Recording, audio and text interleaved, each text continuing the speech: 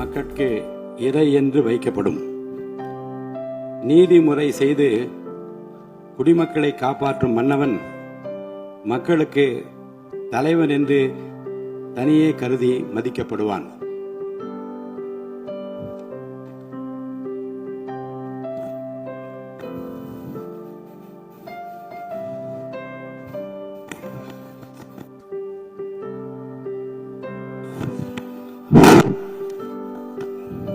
மாண்புமிகு தமிழ்நாடு முதலமைச்சர் புரட்சி தளபதி அவர்களின் 52வது வயதினை பூர்த்தி செய்து 53வது அகவையில் அடியெடுத்து வைத்துள்ளார் என்பதை அறிந்து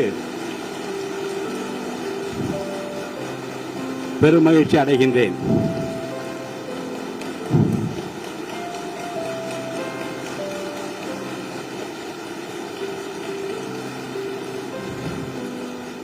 தமிழக அரசியலின் மறுமலர்ச்சி நாயகராக, சொல் வீரர்களுக்கு மத்தியில் செயல் வீரராக, திரைத்துறை மற்றும் அரசியல் துறை என இரண்டிலும் மக்களின் நம்பிக்கை நட்சத்திரமாக, நிமிர்ந்த நன்னடை,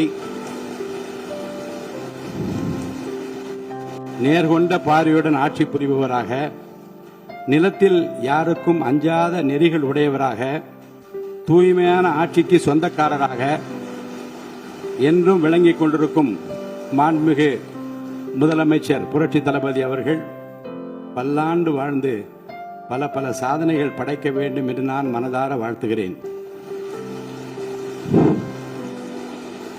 கண்ணுக்கு அழகு இமை, விண்ணுக்கு அழகு மழை, மண்ணுக்கு அழகு மரம், சொல்லுக்கு அழகு தமிழ், தலைமைக்கு அழகு எங்கள் முதல்வர் தான் என்று மக்கள் நினைக்கும் முதல்வருக்கு என் பிறந்தநாள் வாழ்த்துக்கள்.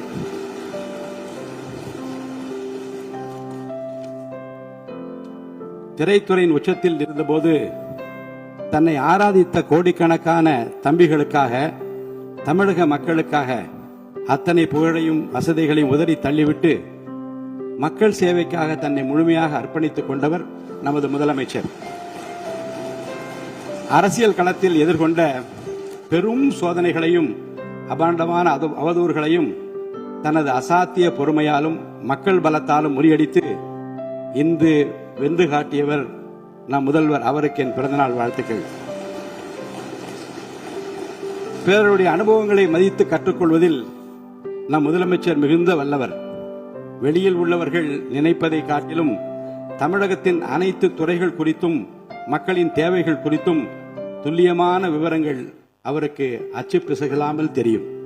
எதனையும் ஆழமாக சிந்தித்து முடிவெடுக்கும் அவரது நிர்வாக திறமை அனைவரையும் வியப்பிலே ஆழ்த்துகிறது. தன் மீதான விமர்சனங்களை தன் செயல்களால் முறியடித்து ஒரு தேர்ந்த ஆளுமையாக தினந்தோறும் அரசை வழிநடத்தும் வித்தகருக்கு, முதல்வருக்கு என் பிறந்தநாள் வாழ்த்துக்கள். தமிழக அரசியலில் புதிய சகாயத்தை படைத்து ஏழைகளின் சிரிப்பில் இறைவனை காணும் மாண்புமிகு முதலமைச்சர் சி. ஜோசப் விஜய் அவர்கள் நல்ல ஆரோக்கியத்தோடும் நீண்ட ஆயுளோடும் வாழ வேண்டும் என்று, நம் தமிழகத்தை இந்தியாவின் முதன்மை மாநிலமாக மாற்ற அவர் தொடர்ந்து வழிநடத்த வேண்டும் என்று இறைவனை பிரார்த்தித்து எனது நெஞ்சார்ந்த பிறந்தநாள் வாழ்த்துக்களையும் உங்கள் அனைவர் சார்பிலும் பிறந்தநாள் வாழ்த்துக்களையும் நான் அன்புடன் தெரிவித்துக் கொள்கிறேன்.